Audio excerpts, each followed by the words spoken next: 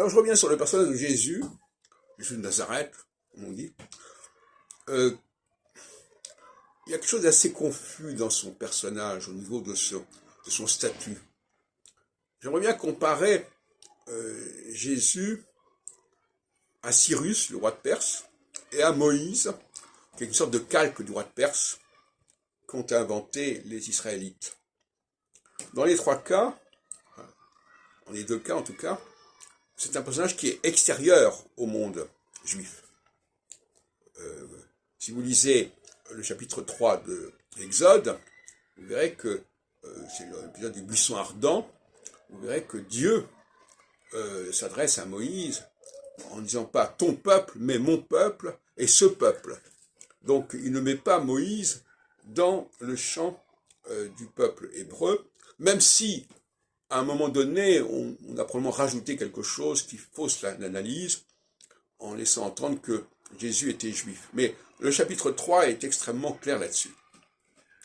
En ce qui concerne Cyrus, le roi de Perse, il est évident qu'il n'est pas juif, mais qu'il est le Messie, d'ailleurs c'est comme ça qu'il est le Mashiach, c'est comme ça qu'il est désigné au chapitre 45 du livre d'Ésaïe, et puis aussi dans Esdras, sous une autre forme.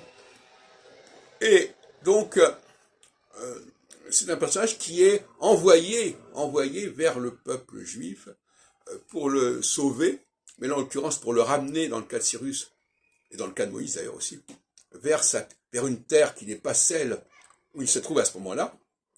On va quitter l'Égypte avec Moïse, on va quitter Babylone avec Cyrus, c'est ça. Donc, dans le cas de Jésus, c'est quand même un peu ambigu. Il y a une expression qui est intéressante, c'est « nul n'est prophète en son pays ».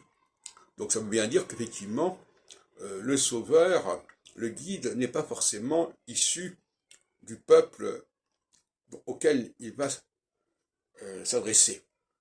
Il faut dire les choses comme elles sont. Or, on nous dit, mais oui, mais Jésus est né à Bethléem, qui est un lieu davidien, il est judéen, etc. Même si après on dit, oui, mais il va s'adresser aux gens du Nord, notamment aux Galiléens. Et donc là, en tant que judéen, il est dans le profil de celui qui s'adresse à une autre population, parce que la population galiléenne qui descend du royaume d'Israël, quelque part, et qui a pris d'ailleurs les mêmes habitudes, les mêmes pratiques que le royaume d'Israël, bien des siècles avant, le temps de Jésus, plusieurs siècles avant, je sais pas, 7, 8 siècles avant, eh bien, elle est étrangère. Et lui, il est étranger à cette population. Donc, il dit d'ailleurs, je suis venu pour les brebis perdues d'Israël. Comme Moïse dit, je suis venu pour libérer les Hébreux du joug égyptien. Bon. Donc, il ne faudrait quand même pas dire une chose et son contraire. Jésus ne s'adresse pas aux Juifs. Et donc, il n'a pas à être reconnu par les Juifs. Il doit être reconnu par les Galiléens. Et quand les chrétiens disent « Ah oui, mais les Juifs n'ont pas reconnu Jésus », ils disent n'importe quoi. Jésus n'a jamais eu de mission face à l'égard des Juifs. Il a une mission de réintégrer éventuellement ces brebis perdues. Perdues, ça veut dire qu'elles se sont égarées, qu'elles se sont éloignées, qu'elles sont rompues avec le royaume de Juda, qui est d'ailleurs connu à la mort de Salomon. Il y a une sécession, il y a un schisme.